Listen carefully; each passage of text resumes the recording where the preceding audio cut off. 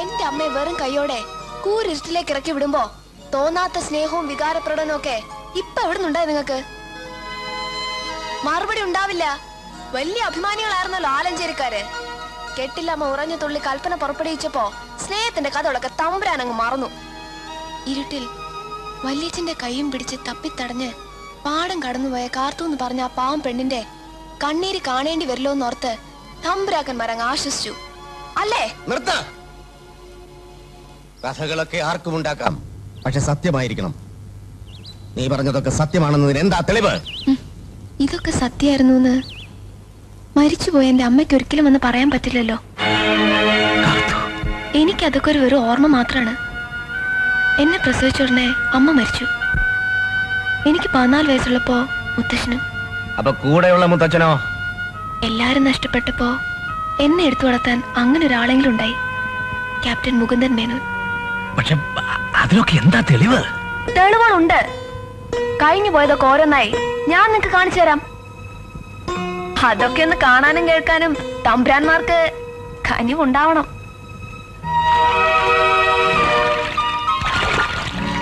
ഈ പുഴക്കരയിൽ വെച്ചാണ് തമ്പുരാൻ കാർത്തൂനെ ആദ്യം കാണുന്നത്. ഒരടിയാത്തി പെണ്ണിന്റെ തമ്പുരാനെ സ്നേഹിക്കാൻ അവകാശമില്ലെന്ന് അവള് പറഞ്ഞപ്പോ തമ്പുരാനാണ് ഞാൻ നിങ്ങളുടെ കൂടെ ഉണ്ടാവെന്ന് പറഞ്ഞ് അവർക്ക് ധൈര്യം കൊടുത്തത്. നേരല്ലേ? അല്ലേ? ഞാൻ പറഞ്ഞു എന്നുള്ളത് സത്യമാണ്. പക്ഷേ ആദ്യം നിങ്ങളെല്ലാം നിഷേധിച്ചതല്ലേ? അപ്പൊ സത്യം മുഴുവൻ പറഞ്ഞു കഴിയുമ്പോഴോ?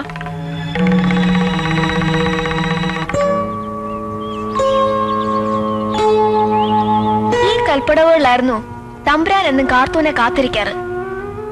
അപ്പുറത്ത് കാവലിരിക്കുന്ന ഈ തമ്പുരാനെ കണ്ട് ഇതുവഴി വരുന്നവർ ദൂരെ നിന്ന് തന്നെ വഴിമാറിപ്പോ. ആലഞ്ചേരിക്കാരുടെ തിരുവായിക്ക് എതിർവായില്ലാത്ത കാലമായിരുന്നല്ലോ അത്. അപ്പൊ തമ്പുരാൻ കാർത്തൂന് രാഗങ്ങൾ വിസ്തരിക്കും. ഒന്നും മനസ്സിലാവാതെ ആ പാവം ഈ കണ്ണുകളിലേക്ക് നോക്കി ആവശ്യപ്പെട്ടു, എനിക്ക് ഒന്നുകൂടി പാടി കേൾക്കണം. അന്ന് തമ്പുരാൻ പറഞ്ഞു, ഇതാണ് ശ്രീരഞ്ജിനി രാഗം, ഇതങ്ങനെ എപ്പോഴെപ്പോഴും പാടാൻ പറ്റില്ല എന്ന്. ഇനിയുമുണ്ട് തെളിവുകൾ. ഇവിടെ നിങ്ങൾ ഒരിക്കലും മറക്കാനിടയില്ല. ഈ വരമ്പത്ത് വെച്ചാണ് കാർത്തൂനെ നിങ്ങൾ അവസാനമായി ഒറ്റയ്ക്ക് കണ്ടത്. കെട്ടിലമ്മ കഥകളൊക്കെ അറിഞ്ഞു വന്ന കാലം. അന്നും സംരക്ഷകനായി നിങ്ങളുണ്ടായിരുന്നു. തന്റെ വയറ്റിൽ തമ്പുരാന്റെ കുഞ്ഞു വളരുന്നുണ്ടെന്ന് പറയാൻ അവക്ക് പേടിയായിരുന്നു. എന്നിട്ട് അവളത് പറഞ്ഞപ്പോ തമ്പുരാൻ എന്താ പറഞ്ഞത്? ആരെതിർത്താലും നിന്നെ നിന്റെ കുട്ടിയെ ഞാൻ സ്വീകരിക്കാന്ന്. അന്നാ വാക്ക് നിങ്ങൾ വേഗം മറന്നു കളഞ്ഞു. പോട്ടെ, കുറ്റം ആരുടേതെങ്കിലും ആവട്ടെ. ഇന്ന് കാർത്തുമില്ലല്ലോ, അതുകൊണ്ട് അവളെ സ്വീകരിക്കാൻ വേണ്ടല്ലോ. പകരം തമ്പുരാന് ഈ മകളെ സ്വീകരിക്കാൻ പറ്റുമോ? എന്നെ സന്തോഷിപ്പിക്കാൻ വേണ്ടി ഒരു വെറും വാക്കെങ്കിലും പറഞ്ഞൂടെ? എന്നോട് ക്ഷമിക്കൂട്ടി, ഞാൻ ചെയ്തതൊക്കെ തെറ്റാ, എനിക്കറിയാം. ഒന്നും അറിഞ്ഞുകൊണ്ടായിരുന്നില്ല. അല്ലെന്ന് വേണമെങ്കിൽ സ്ഥാപിച്ചോളൂ, ശപിച്ചോളൂ. പക്ഷെ അറിഞ്ഞുകൊണ്ടായിരുന്നില്ല. കുട്ടി പറഞ്ഞതൊക്കെ ശരിയാ, ഒന്നും നിഷേധിക്കുന്നില്ല. നീ ആലഞ്ചേരിയിലെ കണ്ണിയാണെങ്കിൽ അവിടുത്തെ മകളായി തന്നെ വളരും. അതേടോ, എന്നും നമ്മൾ രണ്ടാൾക്കും ഒരേ തീരുമാനമേ ഉണ്ടായിരുന്നുള്ളൂ. ഇക്കാര്യത്തിലും അങ്ങനെ തന്നെ ആവട്ടെ. തൽക്കാലം ഇക്കാര്യം ആരും അറിയണ്ട. പറയേണ്ട സമയം വരുമ്പോ ഞങ്ങൾ പറയും. പക്ഷെ ഇപ്പോ ആരും അറിയണ്ട്. ഞാനൊരു ആഗ്രഹം ചോദിച്ചോട്ടെ? എന്താ കുട്ടി? ഞാനൊന്ന് എന്തായാലും പറഞ്ഞോളൂ. ഞാനൊന്ന് അച്ഛന്ന് വിളിച്ചോട്ടെ? എന്റെ കുട്ടി,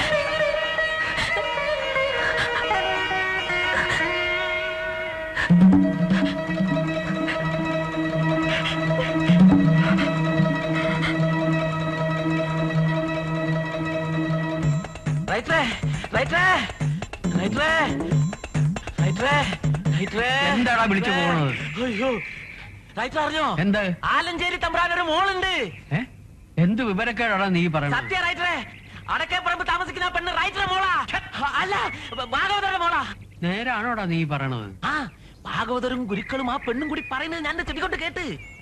അവള് കാർത്തൂന്ന് പറഞ്ഞ പെണ്ണില് ഭാഗവതർക്കുണ്ടായ മോളാ. കൊള്ളാം കൊള്ളാം. എനിക്ക് അന്നേ അറിയാമായിരുന്നു. ആ മുതുക്കിത്തള്ള കാർത്തൂനെ കൊണ്ട് നാട് കടത്താൻ പോയപ്പോ എന്നെങ്കിലും അവളും കൊച്ചും തിരിച്ചു വരും. ഇനി ഞാൻ എന്താ ചെയ്യേണ്ടത്? പറയാം. എടാ, പോലീസുകാരുടെ ഈ തോക്കുണ്ടായിട്ട് എന്താ കാര്യം? ഒരു കാര്യമില്ല.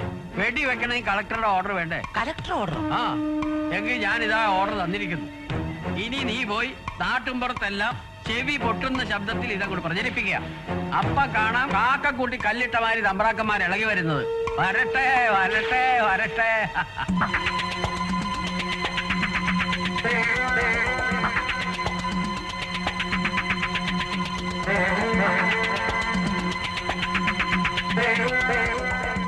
എന്റെ ദേവി, ഞാൻ എന്തൊക്കെയായി കേക്കണേ.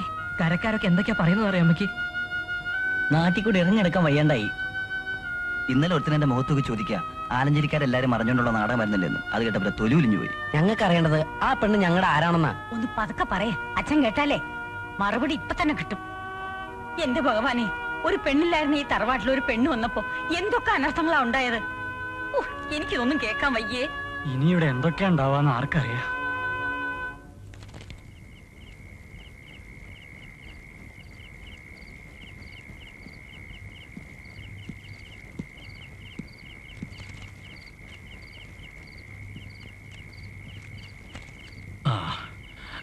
പണിക്കാർക്ക് കൂലി കൊടുത്തോ?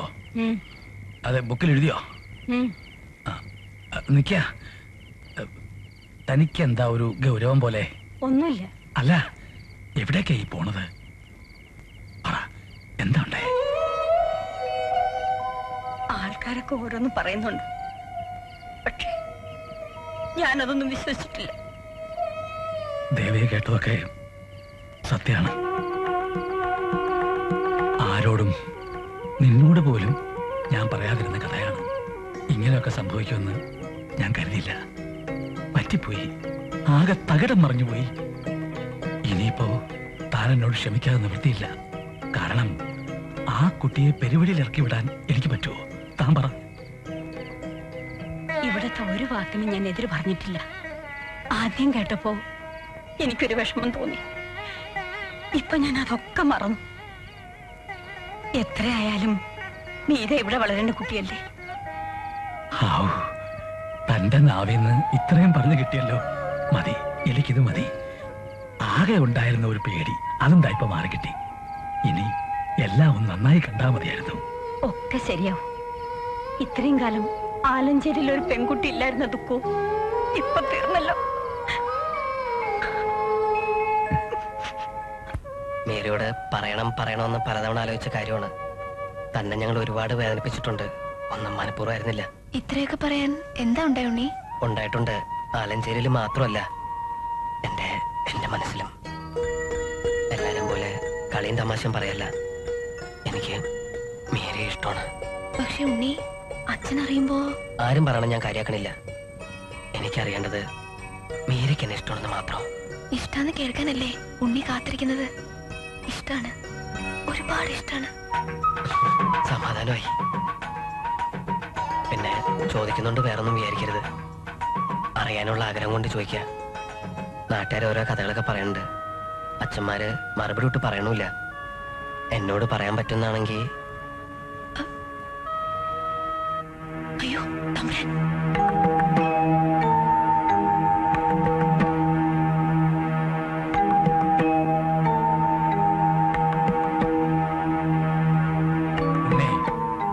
തറവാട്ടിലേക്ക് വരിക.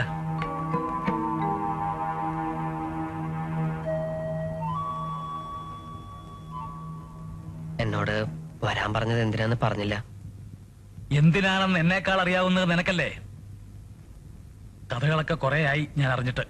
അത് ഞാൻ വേണ്ട, ഞാനൊന്നും അറിഞ്ഞിട്ടില്ല, ഞാൻ അങ്ങനെയൊന്നും സംസാരിച്ചിട്ടില്ല എന്നൊക്കെ പറയാനാണ് ഭാവമെങ്കിൽ വേണ്ട.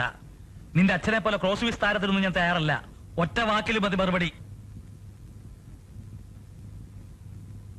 നിനക്ക് അവളെ ഇഷ്ടാണോ? അത് ഇഷ്ടാണോ വെച്ചാ പറഞ്ഞോളൂ. തല്ലാനും കൊല്ലാനൊന്നും അല്ല. ഇഷ്ടാണോ? ഇഷ്ടമാണ്. എങ്കിലത് മറ്റുള്ളവർ കാണുക വേണ്ട. അച്ഛനോട് സമയമാകുമ്പോ ഞാൻ പറഞ്ഞോളാം. മനസ്സിലായോ? ആ, എന്നാ പൊയ്ക്കോ. ആ, പിന്നെ ഉണ്ണി, നീ അവളോട് ചോദിച്ചില്ലേ ഞങ്ങൾ എന്തുകൊണ്ട് അവളെ ഇറക്കി വിട്ടില്ലെന്ന്? അവളെ ഇറക്കി വിടരുതെന്ന് നീയും ആഗ്രഹിച്ചതല്ലേ? അതുപോലെ ഞങ്ങൾക്കും അതിന് കഴിഞ്ഞില്ല.